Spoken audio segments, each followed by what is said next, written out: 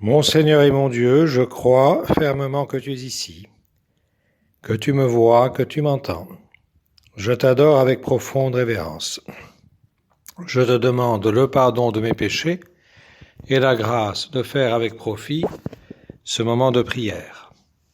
Ma Mère Immaculée, Saint Joseph, mon Père et Seigneur, mon ange gardien, intercédez pour moi. Saint Joseph, mon Père et Seigneur. La liturgie de ce jour, l'antienne d'ouverture de la messe, nous dit « Célébrons dans la joie la fête de Saint Joseph, le serviteur fidèle et avisé que le Seigneur a établi sur sa famille. »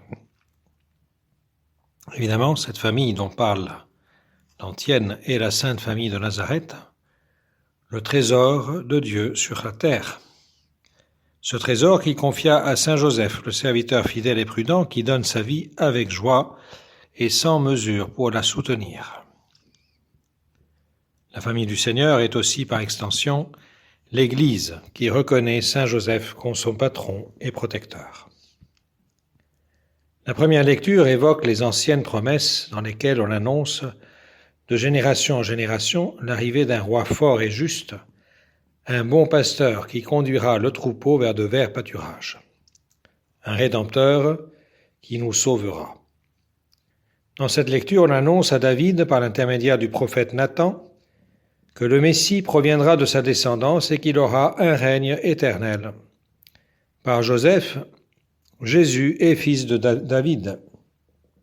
En lui sont accomplies les promesses faites depuis Abraham. Avec l'incarnation, les promesses et les figures de l'Ancien Testament deviennent réalité.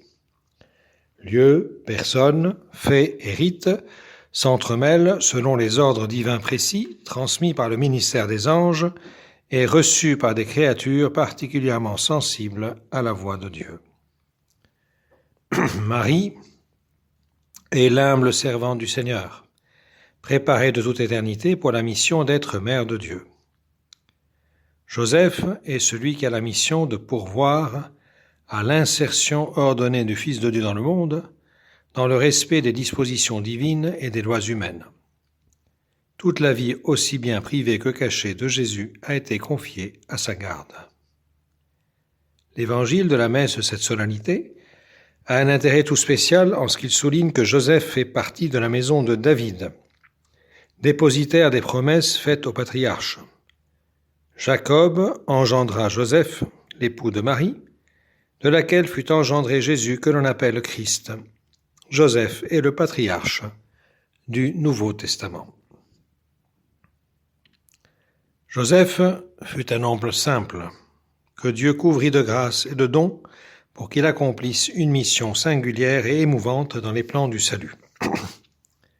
Il vécut des joies inénarrables, ayant auprès de lui Jésus et Marie, et aussi des incertitudes et des souffrances.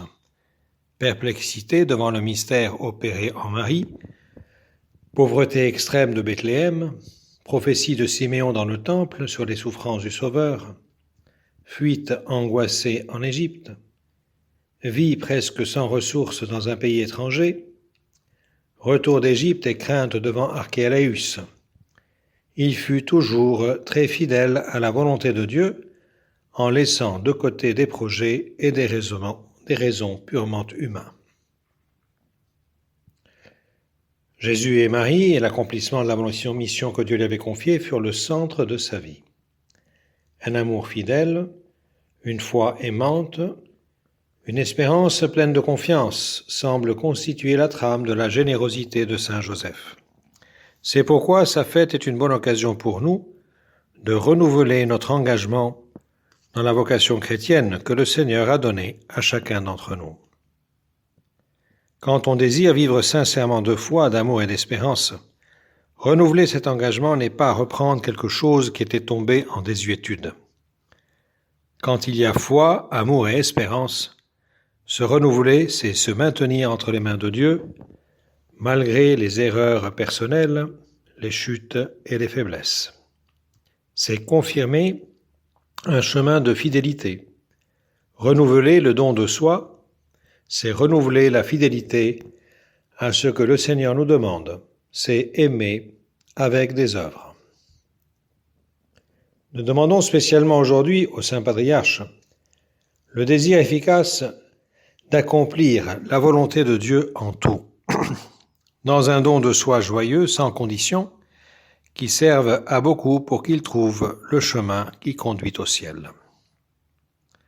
Bon serviteur, entre dans la joie de ton Maître. Saint Joseph a certainement entendu ces paroles au moment de quitter cette vie, grâce à l'accomplissement amoureux et joyeux de sa mission sur terre.